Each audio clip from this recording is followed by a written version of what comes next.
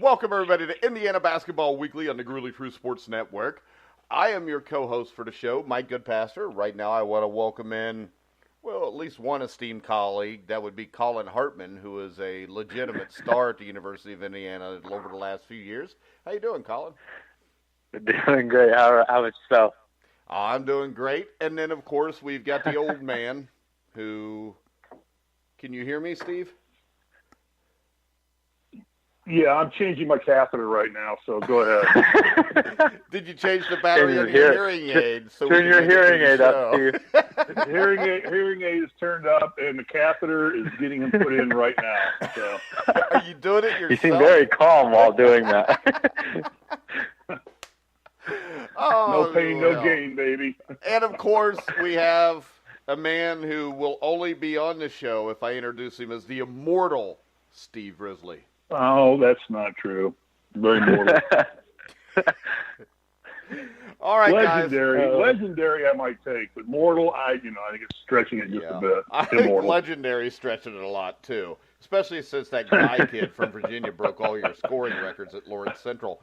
He didn't. Okay, that's good. Let's just get started on that. You're poking the bear. You're poking the bear. No, my goodness. But it's a little tiny incontinent. He's bitter. All right, guys.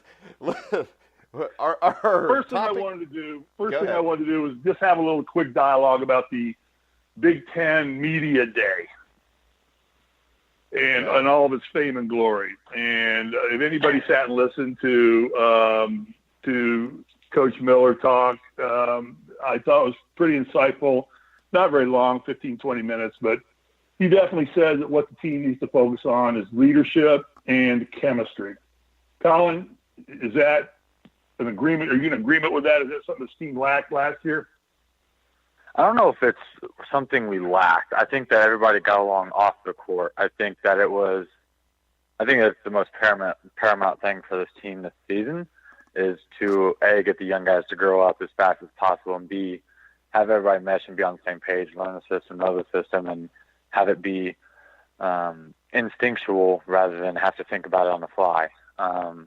I think having an extra year under the belt, obviously doing that, is huge. And I think, just having that chemistry is something that we didn't have last year as much as we would have liked, just because everybody was still learning, everybody was changing, and we were still getting used to the system. I mean, Coach Miller said it in his in one of his interviews with, I think it was Goodman, that, having these older guys, I've said it several times over the weeks, is just having these older guys have another year under the belt and be integrated in the system and know exactly what they're supposed to be doing, know day-to-day what practice is going to look like, knows what the system's supposed to feel like, sound like, all of the above.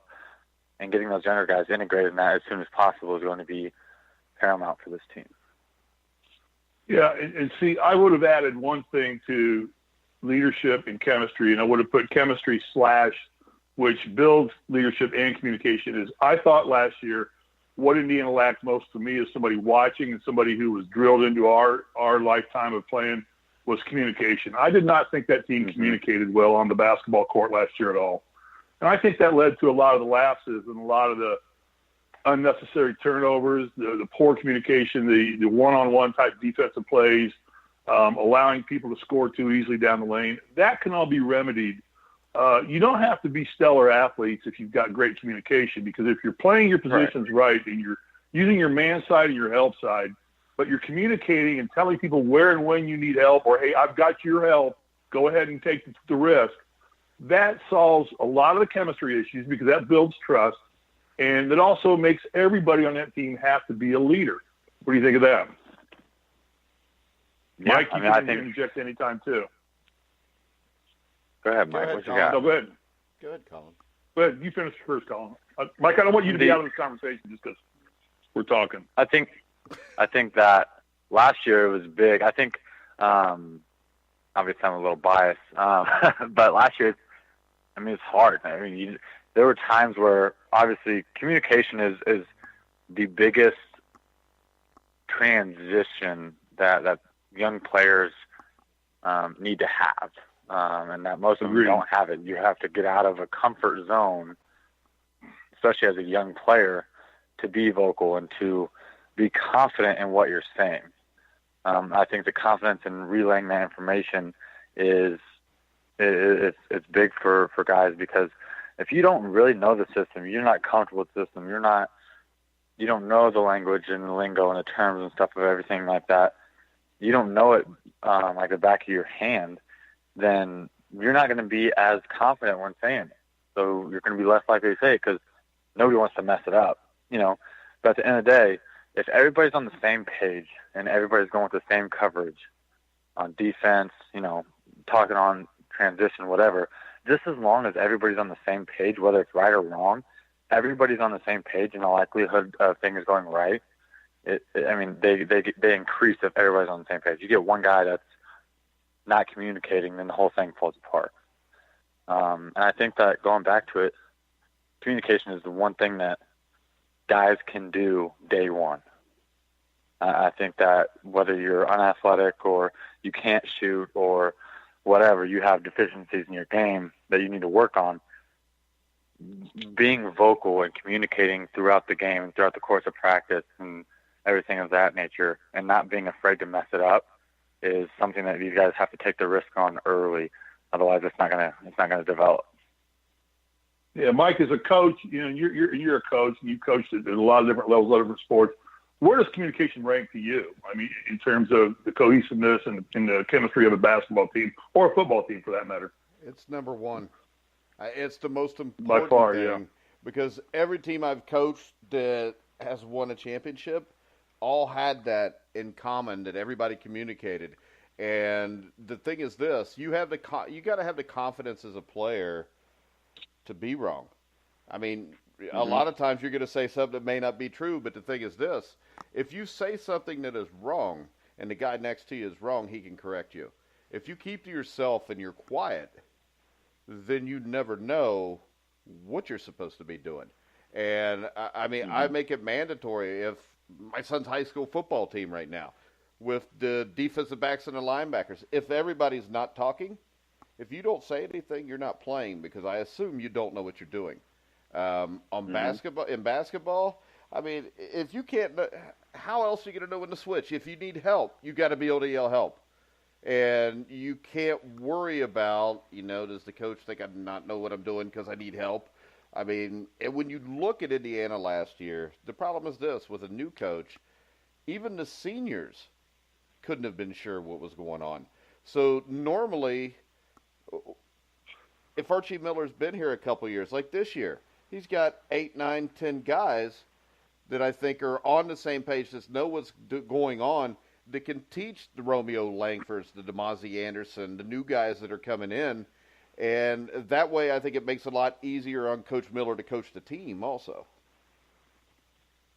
Yeah, exactly. Yeah, exactly. And I thought, Collin, you brought a good point. Is a lot of the times these kids are young, but I know, and they don't know what to say of it.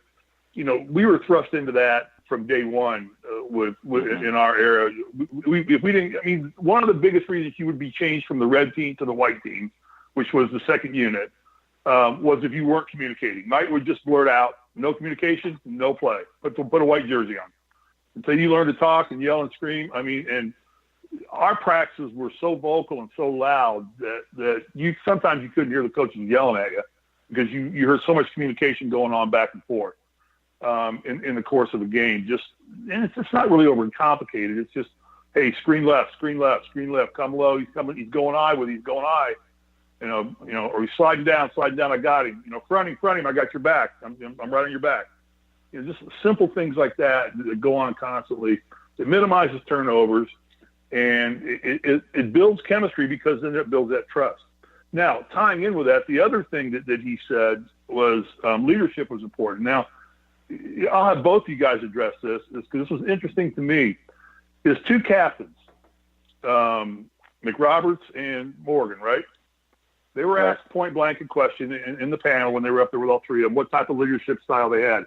Both of them said they were quiet and led by example. Is that a good choice, Collin, to have two guys that lead the same way? Wouldn't you want to pick one guy who's a little more fiery, a little more verbal out there on the court, who's going to lead by just getting in your face at times, and not have two captains if you find a relevance in captains. I personally don't find a relevance in captains. I think everybody's got to be accountable, not just say captains are anointed more accountability. Everybody on that plays on that court at any given time should be a captain. Should be captain of the team, a captain of themselves, and a captain of the teammates. So I've never been a big fan of this whole anointing captains things.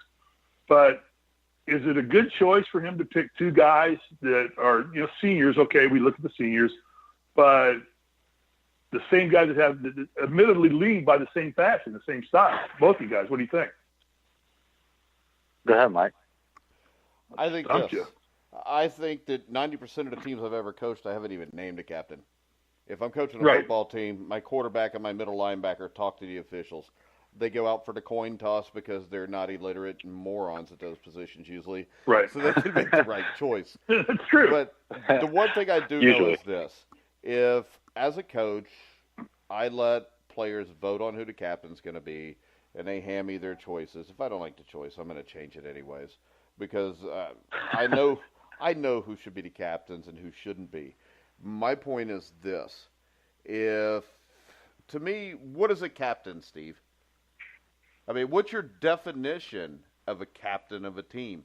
What would you look for in a captain? Well, a captain of a basketball team? Captain of any team. Or of any team. What I would look for is decision-making and delegation. Okay, so right there, why do I only want two guys that I'm expecting to be able to decision-make? That's what I said, delegation? Yeah. And that's my point. And I've had this argument with my assistant coaches before, and they're like, oh, you got to name captains. I mean, I expect everybody to take responsibility for themselves. Now, the thing is this. You had Isaiah Thomas on your team. Isaiah Thomas was a leader. There's a difference between a captain and a leader. I've coached teams before where I was an assistant coach, and they had 3 or 4 captains named on the team, but the leader was somebody that wasn't even one of those captains. But he's the kid that he would make sure everything got done. The 3 or 4 captains were the guys that were just a yes man for the head coach. So, right. When you look at it. That's how it was. Yeah. That's how it was in 81. Our anointed elected captains, if we did that routine too, was Tolbert and Glenn Grunwald. Grunwald didn't play in maybe 20 games all season long and never played more than 5 minutes because of his knees, not because he wasn't a great player. He just couldn't stay on the court that long. Ray was just not a great leader. Isaiah was our leader. But it was exactly what you said. You look at that one guy who's the fiery guy that's going to, and I don't know that Indiana has that player right now. It's going to be interesting to see. Is there anybody on that team, Collin, that can step up and do that? Well, if you want to talk about leadership's more important than captains, I think, like Mike and I just talked about. 100%. And at the end of the day, I think captains are basically just what you build. You start building your foundation of a team, and just the people you build around. Obviously, like you guys said, captains and leaders are different. And people have different leadership styles. I mean, Juwan and Zach, obviously, they said that they're going to lead by example. Obviously, a time and place for that. We need that all season. At the end of the day, there was a funny story, side note. I forget where we were going, but it was supposed to be a crazy environment, super, super loud. We might have been going to Michigan State one year. Might have been my sophomore year. But we were preparing for a super loud crowd, and we came into practice, and Coach Green, those huge speakers that we have playing during warm-ups and stuff like that. Well, Coach Green brought those in and put them right next to the court, and just literally right on the sideline. And they put on crowd noise and turned it all the way up. I mean, I went to sleep that night hearing crowd noise. I mean, it was literally, you could not hear yourself think, talk, anything. And it literally forced us to scream to the person next to us, and just be completely vocal. And it made people get out of their comfort zone. And what I'm getting at is, Juwan and Zach might not have that until, crap hits the fan, crowd gets loud. You're going to have those guys that you go to. And I've been in those situations where Juwan will just, he'll yell at somebody, but it takes him to get to a certain point. I think that at least from what I've seen with all the media this year and everything like that, I think that with his demeanor has completely changed. And I think that within his teammates, within that team, he has grown a lot to, be more vocal throughout practices and be more vocal, off the court and stuff like that. And I think that's a great thing for him. But I think the fire is going to come from a dude like Devontae. He's from New York. New Yorkers love to talk. They talk more than anybody I've ever met. Him, Thomas Bryant, all those dudes. Everybody Wait a talks second. more. Wait a second. Devontae talks more than Steve Risley. I know. I knew that was coming up. I knew that was It's a different style. I was going to make that joke myself. I was going to ask that question myself, but you beat me to it. North Central must be close to New York City. Go ahead.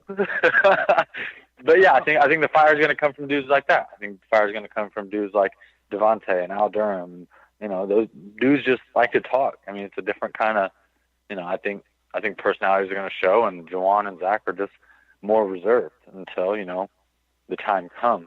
I think consistently you're going to get that kind of energy and that fire and that fight from, vocally at least, from Devontae and dudes like him. So I'm really looking forward to that, and just seeing how that dynamic works out, and having your quote-unquote captains be more reserved. But like I said, Steve, you had Isaiah. I had Yogi. Yogi was both. He was a captain and he was super, super vocal.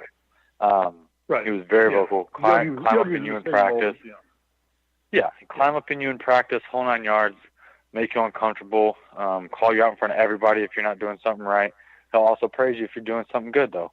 So it's just, I'm curious to see how it's going to work out. I have faith in them 100%. They're super, super talented this year. It's just a matter of putting it together and finding out how that chemistry and those dynamics are going to, come together.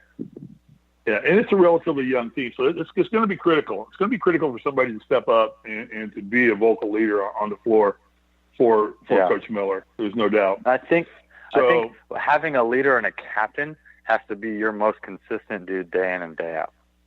They have to be, no doubt. They have to carry themselves the same way every day. Go hard every day. You don't have to have a great practice every day, but you have to go hard and have the same. You have to carry yourself the same way. You have to carry yourself differently than everybody else.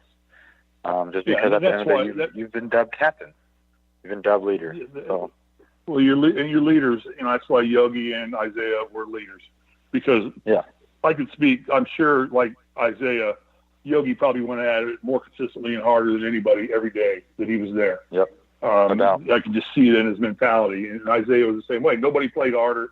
Nobody played better on a consistent basis every day and made fewer mistakes in practice while taking great risks and playing his own style of ball than Isaiah.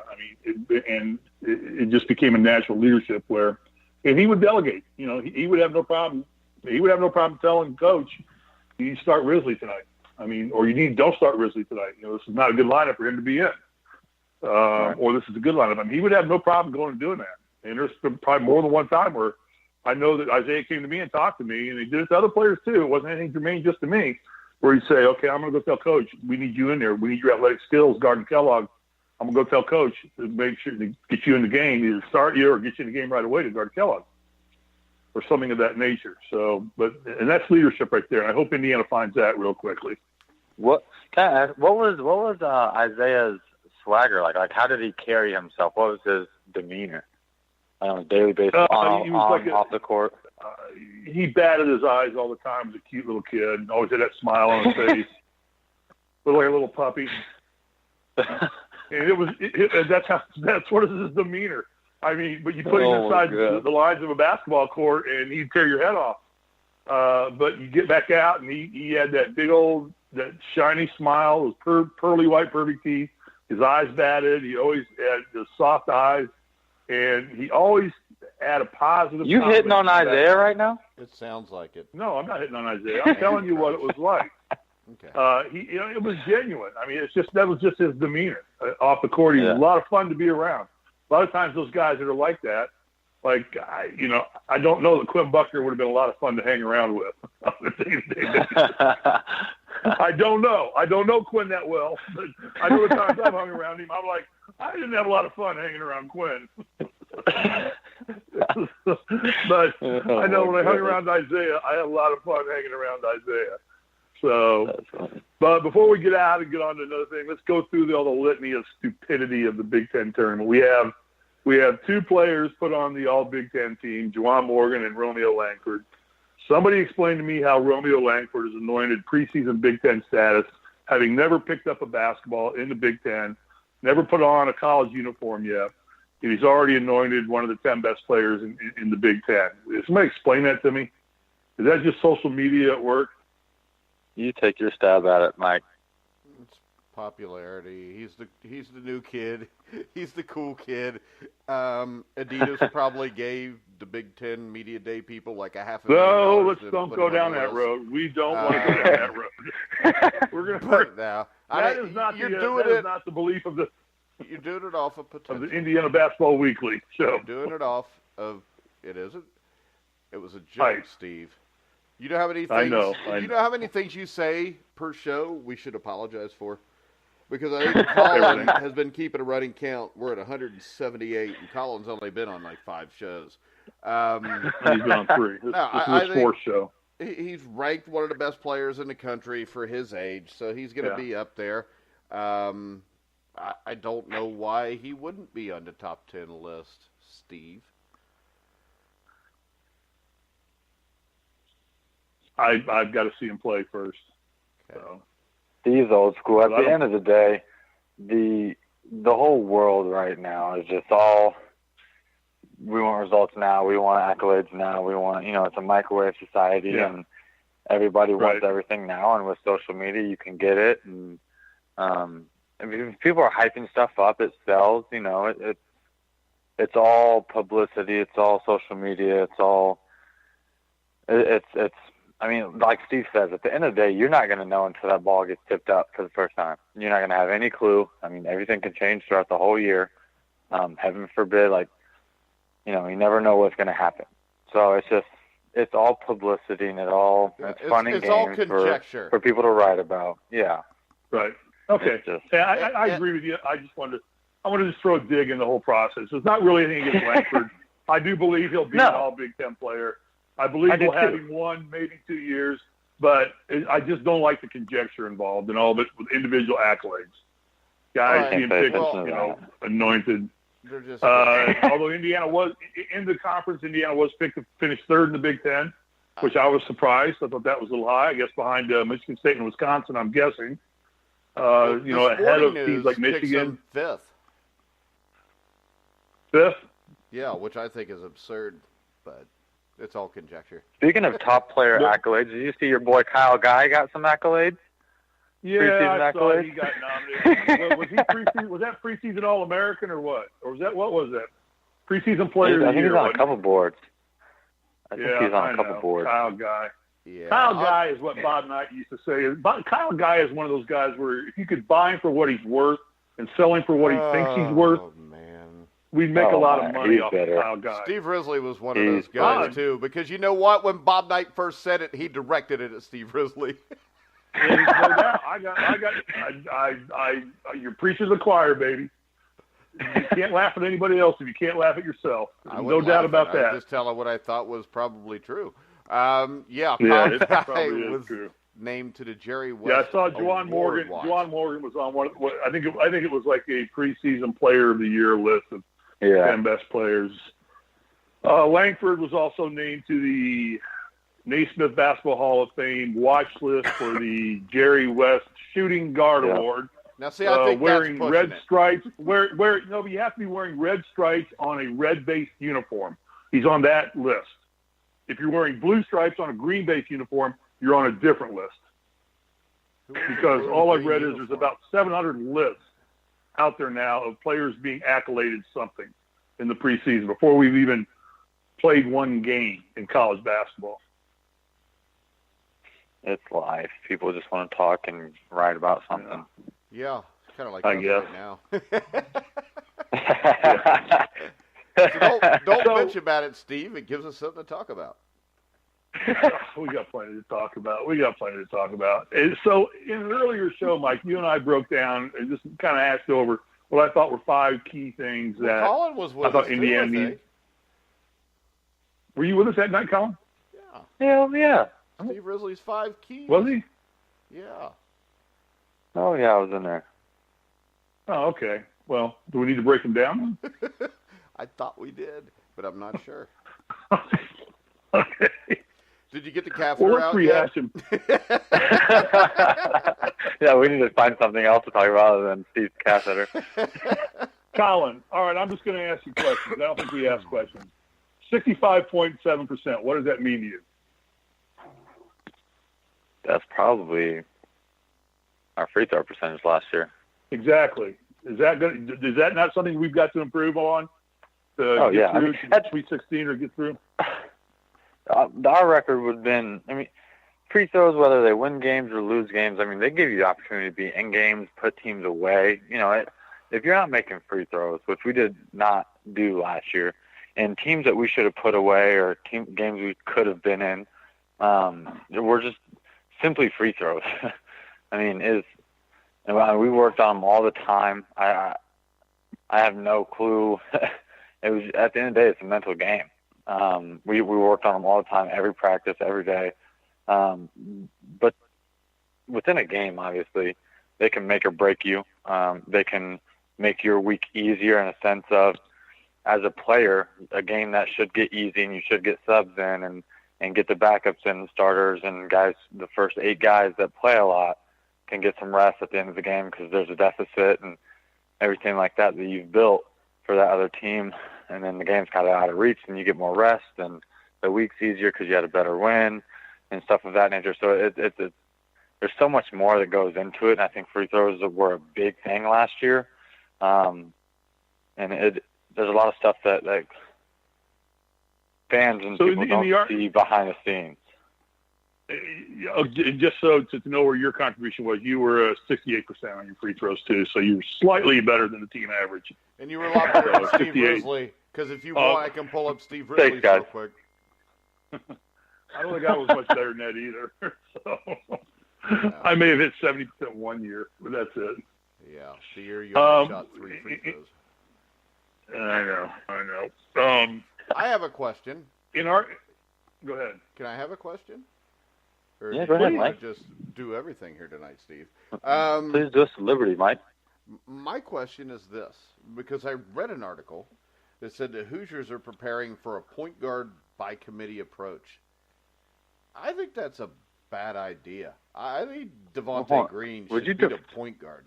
By committee? Yeah, because it says, so Indiana will enter the season with a committee approach to the position, giving Devontae Green, I read that too. Rob Finney, and Al Durham a platform to earn starter minutes in the month to come. I think Devontae Green should be given that position and should just be allowed to go with it. I think it's almost like having a football team and, like Notre Dame at the start of the year, we're going to play this quarterback here and we're going to play this quarterback here. And they were not very good. They could barely beat Ball State until they finally settled on Ian Book. And I don't know why you would want to have a point guard by committee approach here.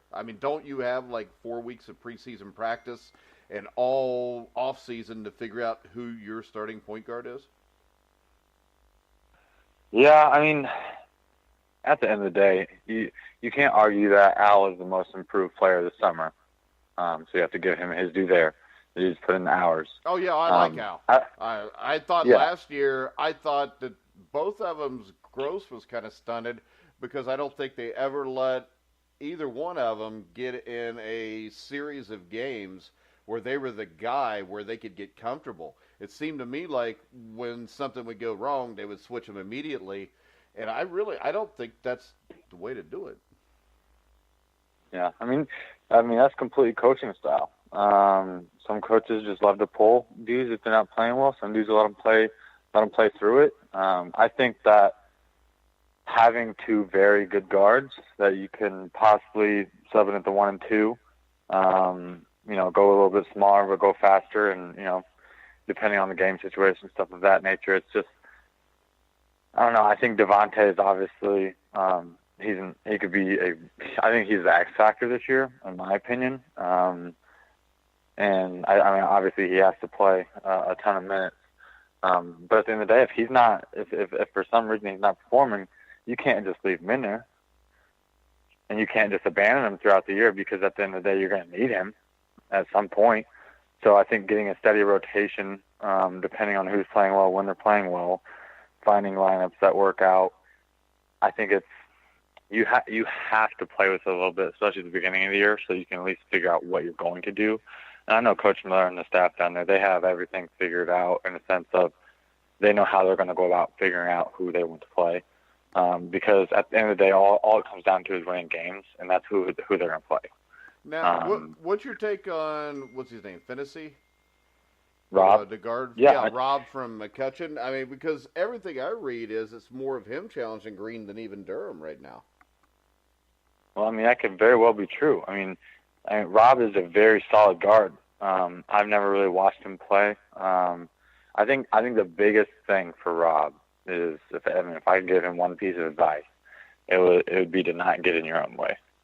At the point guard position, you have the ball in your hands more than anybody else, and you have more room for error. You have more opportunity to mess up because you do have the ball in your hands. You are one of the main decision makers. You are the main decision maker. And a lot of times, young guys try to come in and they overcomplicate the game. The game of basketball is very, very, very, very simple when you allow it to be. I think that just making the small one, hitting singles all game long is just the best thing that he could do, because he's a good player. Otherwise, he wouldn't be at IU. Otherwise, Coach Miller wouldn't have recruited him. And I think Coach Miller really sees himself and Rob a little bit, just because smaller guard, really tough, really disciplined, and just a smart dude. So I think it'll translate well, especially long term with Coach Miller's relationship with Rob and Rob's role within the team. Yeah, and Steve, when we look at it, the one good thing about it is this. I think point guard was a trouble spot for this team last year, and I think with Durham, Fennessy, and Devontae Green, it shouldn't be a trouble spot this year. No, it should not. And I'm all with Collins. You promote competition, no doubt, but I think in that position, I as a coach, and I get Coach Miller. He's the one getting paid the big bucks, and he's running the program, and I'm certainly not. But I would put I would put a depth chart there on the guard position to start with, and let people earn their way up and down that depth chart. I think I would come into practice saying that, Devontae is my point guard. Now, Devontae, it's yours to lose or yours to keep. You guys want it from him, take it from him. And I think that promotes healthy competition. But I think everybody going into it, and then what starts happening in my eyes and what I've seen over the course of time, people start playing not to make mistakes because they don't want to lose their position. And they tend to play much more defensively when they think they're at risk of losing something, where if he just comes in and says, Devontae, it's yours. You are my go-to guy for now. Now, I'm giving it to you. You got to keep it. You have to earn it to keep it, because I'm going to push these other two guys to take it away from you. So how consistent? Don't worry about it. You're going to make mistakes. Making mistakes is part of the game, but you're the guy, and see what kind of leadership and confidence he plays with under confidence, knowing that just by one bad pass or one poorly timed dribble drive penetration, he doesn't come pulled out of the game. So it's a difference. You're right. It's a difference in philosophy. Let me ask you guys this question, tying right along to it. How much is Romeo Langford going to have the ball in his hands? I mean, is he going to be a player who's going to be happy with his role, or where you see his role, or is he going to end up being a James Blackman who really isn't going to involve himself in the game unless the ball is in his hand? And I thought Blackman was terrible at that. I thought that Blackman didn't even care about being on the court unless the ball was in his hands. That was just my perception of how he played the game. Collin, Mike, both. What do you guys think? Is Langford going to be one of those players? Is he going to have the ball in his hands all the time? Which means he's going to be doing a lot of the ball handling. That means he'll be doing a lot of the ball handling. Well, I think this. I did watch 4 or 5 games of his in high school, and the thing that stood out to me is he didn't seem like a kid that really tried to force the game. He kind of let the game come to him. I think he tried to get other guys involved. So I don't know what you saw about him or what you think, Collin, but I think the way he plays, I think fits in where he doesn't have to have the ball all the time, but you never know. He may be so good that he ends up being the point guard on this team. I don't think he'll end up being the point guard. I think he'll do a bulk of the ball handling. I think you'll see the ball. Yeah, in his put it like hands the early '90s Bulls. B.J. Armstrong was the point guard, but when the game was on the line, Michael Jordan brought the ball. Jordan had the ball exactly. Right. Yeah. That makes sense. Great analogy, Mike. Yeah. Thank you, Steve. I think. Good analogy. You guys done kissing yet? Jesus, that was good, Mike. Thank you. And I don't kiss. No problem. Don't kiss and tell. There was I think Romeo he's a very unselfish player. I don't think he's going to be a black hole this year. I don't think that by any stretch of imagination. I don't think he's that kind of dude. I don't think that Coach Miller would allow him to be that kind of dude just because it won't be successful. I think the dude's going to score a whole lot of points. I think it's going to happen through the offense. I think Coach Miller and staff and all the players are going to put him in positions where he is most effective, whether that's with the ball or coming off screens or ISOs or posts or whatever it is, whatever works within the team and the system of him and his game. But no, I don't think he'll be a black hole. I think him and Juwan and Devontae will be the go-to guys given the matchups and the time and score and everything of that nature. I think those three will be the go-to guys at the end of the clock. It's logical, and having those three guys as options is great. Yeah, let me throw this at you, Steve, because you were on some really deep Indiana teams, and I think this team's going to just be better just because of the depth on it compared to last year. Where last year you had 10, 11 guys that could play. But this year, I think you got 13, 14 guys, and I think there's going to be a lot more competition, which is going to make this team better. And I think when they open up the season, I think you're going to see a team that's more prepared to play just because of that competition. Yeah, you guys say that, but do you really think that? I still think he's going to end up going back down to about an 8-man rotation. Yeah, he will, but that's not the point, because right now... Yeah, he'll stay at 8, yeah. You've got... Well, an 8-man rotation is pretty standard on any basketball team. You're not even paying attention to me. I don't care about that. Right. What I care about is this. Right. Right now, there's about 13 or 14 guys fighting to be one of those 8 guys. And my point is, last year, I don't know, Collin, you probably knew who the main 8 or 9 guys were going in, where this year, I think there's a lot more competition to be in that position of the 8, 9 guys. Right. I agree. And I think having the 12 super, super competitive guys, obviously you probably have your core 5 or 6, and then everybody else is going to be playing for those last couple spots. He might bump it to 9, maybe depending on game situation, stuff like that, matchups, maybe foul trouble, whatever. But I'm pretty sure he will keep it at 8 or 9, 9 being the most.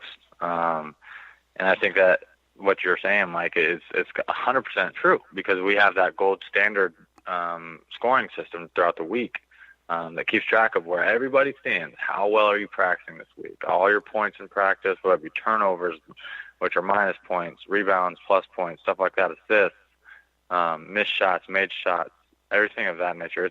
It all adds up, and it's all tracked throughout the whole practice. And every day you walk into the locker room, you see where you stand. So you get a pretty good idea of who's going to play and who's not, and everything like that. So it's just, it's very, very, very competitive, because you can literally grade yourself against the guys around you. All right, so Steve, I've obviously been a lot better on this show tonight than you, because both of you have complimented me on my last 2 questions. So if you want to take a shot to see if you can get back in the ball game here, go ahead. No, I'm just going to make one comment. I hate that system, Collin. Why? Anointing playing time based on statistics. It's not always like that. I wasn't at the top. I wasn't at the top all the time, because I hardly practiced. The one thing that you can't measure on those charts is hustle, desire, heart, courage, and confidence. You can't find a measurement for any of those. And you give me a kid who's out there in practice. Why do you think I played? 40%. Yeah, it's how you played exactly. Well, you had talent, but you had talent. But diving for loose balls, going after it, banging people underneath, looking to guard the toughest guy, going to guard Juwan every time in practice, those are things that I measure playing time by as much as anything else. Now, if a kid's not hit a shot all week long, I'm like, okay, Risley, you're in a slump. You aren't going to play. I mean, we got to get your shooting down before we get you back in because you're basically a dead offensive threat to us. We can't have that. Right. But to sit there and just anoint people, that's no, go ahead. I don't mind being chipped on. It's no big deal. It's fun. We're having fun here. It's okay. You guys can't hurt my feelings. I've known Bob Knight for 40 years. There is nothing either one of you two can say to me that will hurt my feelings. Trust me. Trust me. It's been said with letters we can't use on this show. All right? So don't worry about that. But I don't like that whole statistical analysis thing and saying that here's the rankings of players this week and these are the players that are going to play because this was their shooting percentage this week. This was their rebound total this week. There's guys that do things on the basketball court. I myself was one of them that never got measured. I'm the one that set the screen. I'm the one that retaliated when Kevin Boyle put 5 stitches in Isaiah Thomas's head at Iowa City. Kevin had 7 by the end of the game. All right, and that stuff doesn't show up on a stat sheet. It's like that's the kind of people you want to also be considering and playing. How tough is this guy? How's this guy going to do when the going gets tough and things get out there? So that whole thing about all the stat sheet, and I'm really down on the gold jersey thing. I don't like that at all. The gold jersey thing, at the end of the day, he doesn't play the top 8 guys on the scoring sheet. At the end of the day, it is more for the players to just measure themselves against each other. I mean, at the end of the day, it is just stimulating competition, being able to get guys to play hard. The season's long, and you know what? You have to have something to measure at. Give them a $5 gift card to Starbucks. Tell them to get a pumpkin latte on the way home. Of course, that's probably illegal by the NCAA. They'd probably get suspended for 10 years and lose all their championships. We'd get railed for that. That's for sure. Yeah. All right. It's not. Okay. They don't play the top 8 guys. I know. I get that. Why do you think I played? I wasn't at the top all the time. I hardly practiced. Collin, you played about half as much as you should have played, and that was an unfortunate situation. Year, by the way. Last year, there were times when Mike and I were on this radio show, going bananas because we weren't playing. They weren't playing you because of those intangible factors that you would bring to every game, every time you stepped on the court, and then you would do it for 3 or 4 minutes, and then you would come out. And I'm like, why are they taking Hartman out of the game right now? Do they not see the impact he's having on this game right now? No, he's not drilling 3-pointers from around the world. He's not, but he's having a major impact in this game. Crash, the Notre Dame game in Indianapolis, you single-handedly won that damn game on your own. I was sitting in the front row for that game. You remember that game? Yeah, passing the ball and moving against the zone. Moving and hustling, running up and down the court. And to me, that was emotional leadership, and that's the kind of leadership I look for. You became a leader that game and that day because everybody rallied behind you. And I remember at the end of the game, everybody came to you.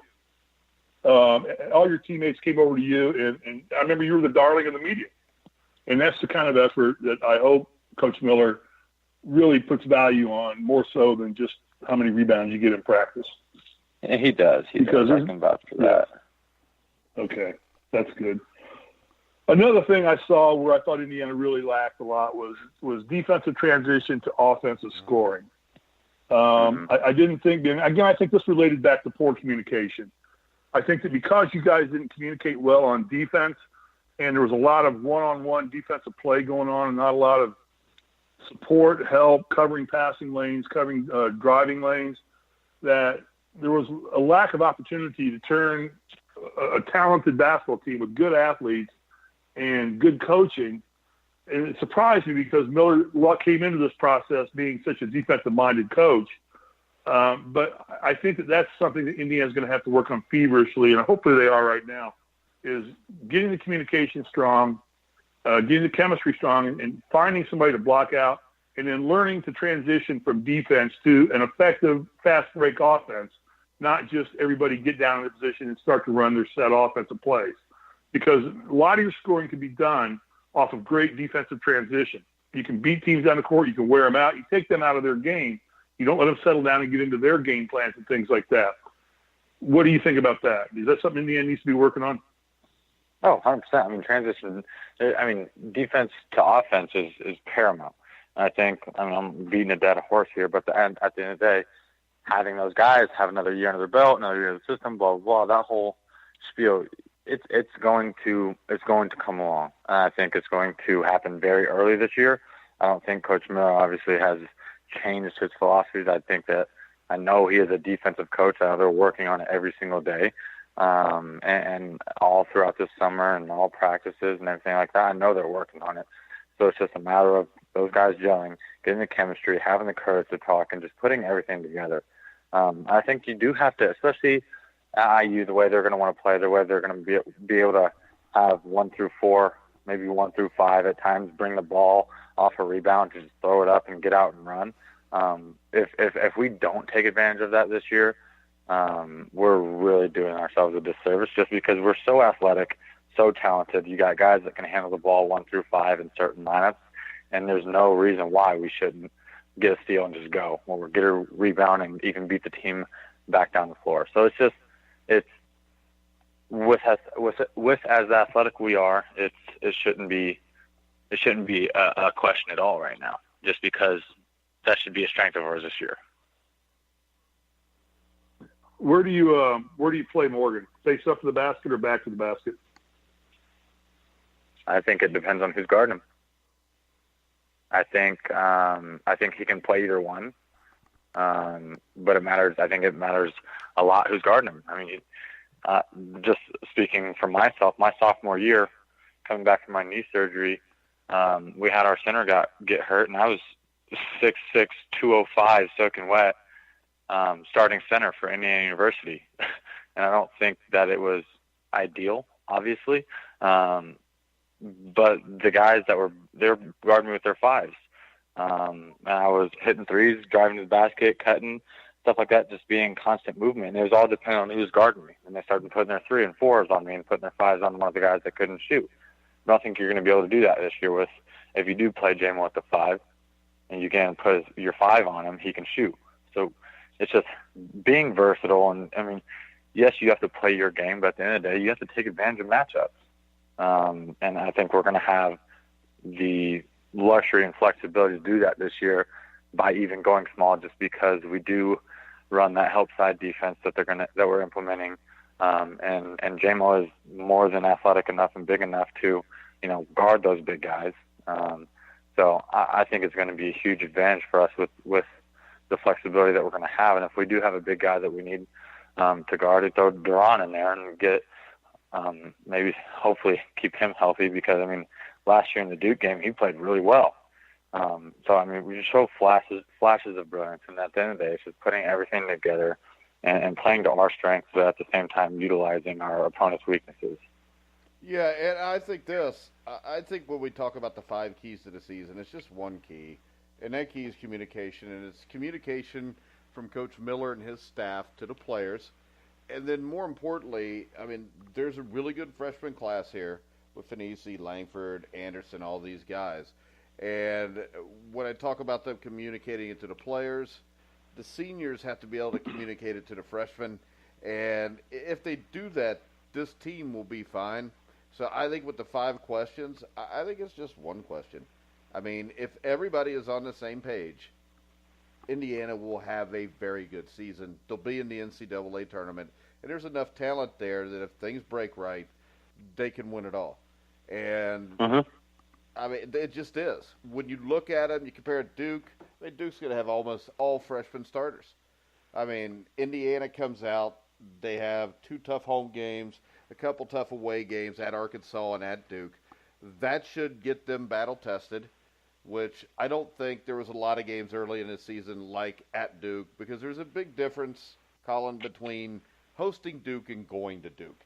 And I think in the long run, it may be tougher to get the win going to Duke, but overall, I think going to Duke and going to Arkansas will make this team more prepared for a Big Ten season that now starts in December. Yeah, I mean, getting those tough games under the belt early, get hit in the mouth a little bit and get a taste of, what the most hostile environments can be against the best teams in the country. I think it'll only do some good for this team as long as they stay resilient and stay together and block out the noise. You got to close your circle, and during the season you can't listen to any radio shows like we're doing now. You can't listen to any newspapers. Me and Steve are nice. Not the players. No. Because even if we're nice, at the end of the day. Oh, come on now. I used to play when I coached, and you can say you don't listen to it, but you listen to it. Hell no, I didn't. I did my freshman year, and then no. Because half the time, my freshman, sophomore, and junior year, nobody was saying anything good. So I was just like, no. I learned that my freshman year, so I was done. It's not healthy because all that matters is what you do within the team.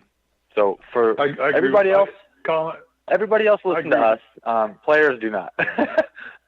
It doesn't matter what we say, good or bad.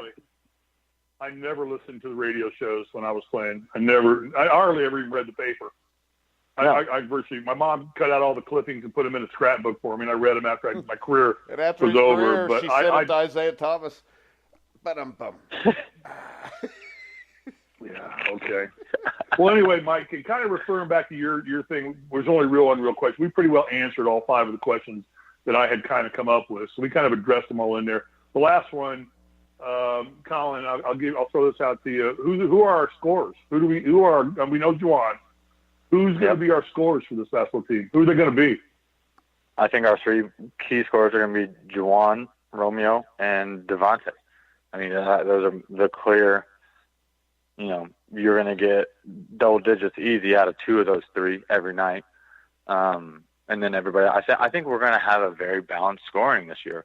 I think that 2 of those 3 guys are going to have big nights every night.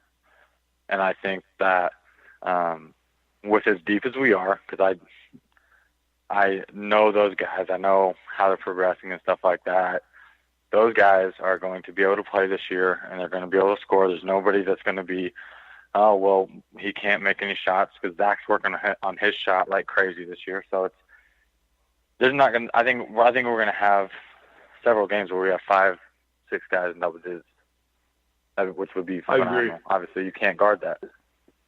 Well, that kind of balance is what you want, no doubt, on a basketball team. You don't want, one guy scoring 30 points and everybody else scoring 6 or 7. So, because when that one guy has an off night, as we know what happens, it becomes very difficult to, you take a loss, basically, yeah. So I think that's critical that you make sure the ball gets into everybody's hands, and that's where I think chemistry and trust and communication really come into play, and the confidence that. See, we didn't have that in my team because nobody would ever pass me the damn basketball. Because they never got it back. The basket wide open. I'd be standing right in the basket wide open, nobody within 8 feet of me, and Isaiah and Whitman would look at me and go, "Get out of there. You're going to get 3 seconds before we get you the ball." I think there might have been a hint there for you, Steve. Yeah, I got no respect. I tell you. Mike, anything else we need to talk about in this session? No, I think I've made fun of you enough so we can wrap the show up for this week. Well, I want to do one thing. As we all know, yesterday the NBA season started, and I want to do a shout out. One great thing, and I want to say this, and I believe these are all Coach Crean's players, but there are 8 Indiana recent players playing in the NBA tonight. Thomas Bryant is with Washington. OG Anunoby is with Toronto. Noah Vonleh is with New York. Eric Gordon's with Houston. Eric may be the lone one. I don't know if Eric played for Crean or not. Vic is playing with the Pacers, obviously. Troy Williams with New Orleans. Yogi is at Sacramento now, and Cody's at Charlotte. I think, for where Indiana basketball has been, in where it is still a great program, but certainly not by any of our standards of what we think it should be at. To have 8 players starting the NBA season tonight, from a sub-productive years by Indiana standards, is pretty good. And I do think, am I wrong? Are all those players played for, other than Eric, maybe the only one I don't know, but did all of the rest of them played for Coach Crean, did they not? Yeah, everybody but Eric. Yeah. So I think that's, again, it's a shout out, and I never want to bash Coach Crean. I think that he did a great job of taking Indiana to this level to where Coach Miller is going to be able to take it to the next level. But that says a lot right there that we've got 8 players tonight, and last night, tonight, and tomorrow night, the 3 nights of the opening nights of the NBA that are actually made an NBA roster. So that's the tradition and the history, and the power of Indiana basketball and what it means to basketball above and beyond college basketball. So congratulations to all those guys, and let's watch them play too. And we'll do follow-ups occasionally on them and see how they're doing, and see how our former Hoosiers are doing in the NBA as well. And the Pacers are winning 86-61 right now.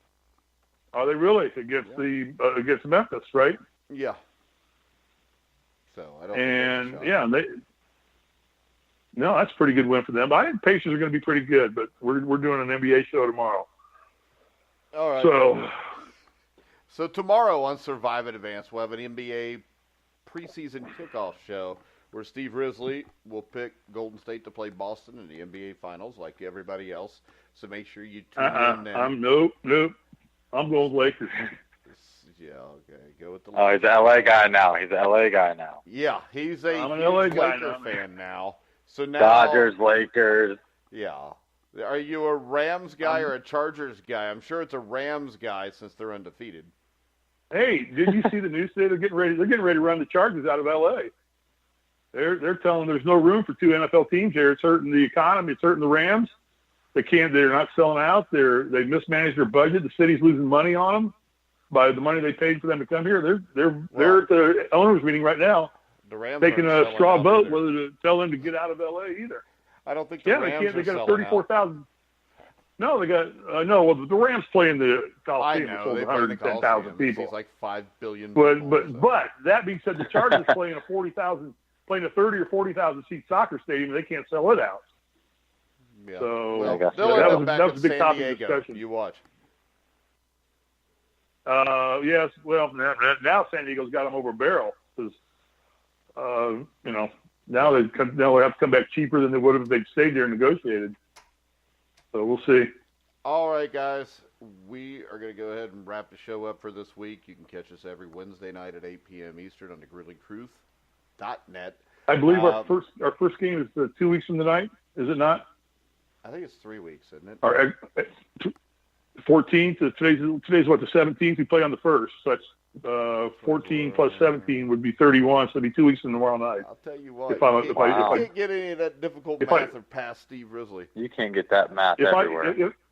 If I'm ciphering right, because I've got me a 6th grade education, me and Jethro Bodine. So, yeah. Oh, Jesus. Yeah. Colin, do you know who Jethro Bodine? Colin, do you even know who Jethro Bodine is? Was he a boxer? Actually, his dad was. Dad was a boxer. Max Baird, a former heavyweight champion of the world. So don't laugh this at is me. the thing. I'm at football practice last night, high school team. Got a couple seniors standing around me. All right, and I asked him, "Have you ever heard of Evander Holyfield?" And like 3 of them are like, "No, never." And then the 4th kid walks up and says, "Well, didn't he got his ear bit off by Mike Tyson?" So how can you not know who Evander Holyfield is? That's like living in Steve Risley's home and not knowing who Steve Risley is. I don't think it's quite like that, but yeah, it probably is. We're going to wrap the show up because if we go overtime, then we have to pay Steve double the money for each second he's on. I want to thank Collin and Steve again. Hang up right now. Remember, next week, 8 o'clock, Wednesday night, on the GrizzlyTruth.net, Indiana Basketball Weekly. You can hear all of our shows on iHeartRadio, Spotify, TuneIn, Spreaker, Stitcher. Wherever you find sports podcasts, you'll find the Grueling Truth. So, for Collin Hartman, Kyle Guy, and Steve Risley, I'm Mike Goodpaster. You've been listening to the Grueling Truth.